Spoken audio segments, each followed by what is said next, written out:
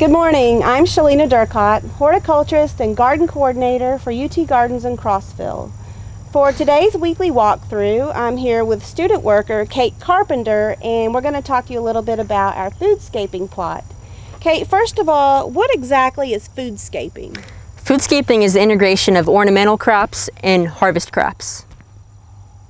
Also, there are some benefits of foodscaping. One of those benefits, if you have a small space garden, then that's a good time to incorporate your edibles in with your ornamentals. How about some of the other benefits? Another benefit is you still get the pretty foliage and flowers while also enjoying the harvest of your garden.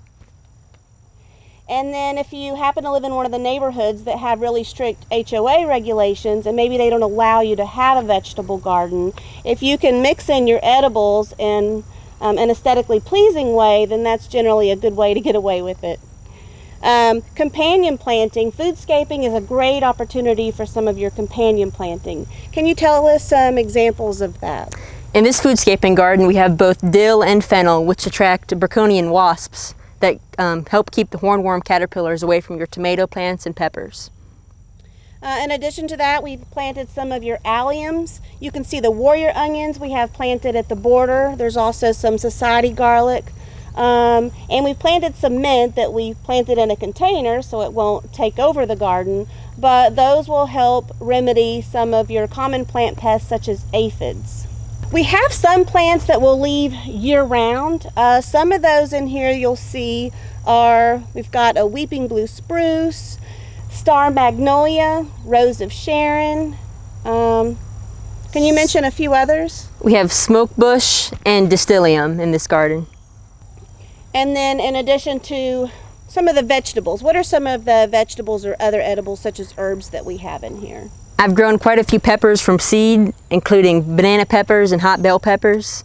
Also, we have several varieties of heirloom tomatoes in this garden, as well as herbs like thyme and basil. So one of the things you may notice is we have quite a hole at the front border of this landscape. We had planted some zucchini squash, and unfortunately the squash bugs got them. We did get to enjoy the bounty initially, and I think Kate and I both took home several of those zucchinis before they petered out. One of the things you can do to prevent the squash bugs is to do crop rotation, which that's all on me. We had planted a different variety of squash in the same area last year, so we should have rearranged it a bit this year, but it's all a learning experience. I saw a really neat home remedy though. Overnight, if you wanted to place a board beneath the foliage of the squash plant, that will attract the bugs underneath the board, and then the next morning you flip over the board and just squash the squash bugs.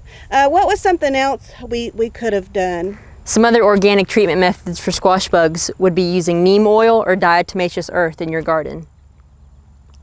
And then you can see little clusters on the underside of the leaf. You'll see little clusters of the brown eggs. If you can find those eggs and remove those, you can prevent them even from getting to the stage where they're eating the plant. If you're not opposed to using chemical measures, carbaryl is the active ingredient in 7, and that would be a good product to treat your squash as well as other vegetables. One of the ornamentals, as you can see, the zinnias we grew from seed. We direct seeded these in the garden. There's some various types of colorful coleus. We've got an annual rudbeckia, kufia, as well as Jason from the Jackson Garden sent me candlestick plant. Now its native area can grow to a 25-foot tree in South America. Here we'll expect it to grow maybe 5 to 6 feet.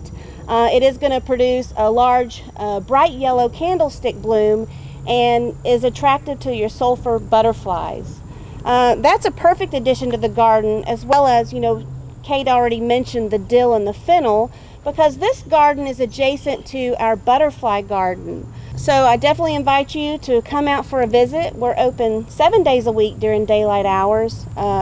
Perfect time to visit the foodscaping plot as well as the butterfly garden. We have a lot of butterfly larvae present, and the monarch butterflies have returned as well.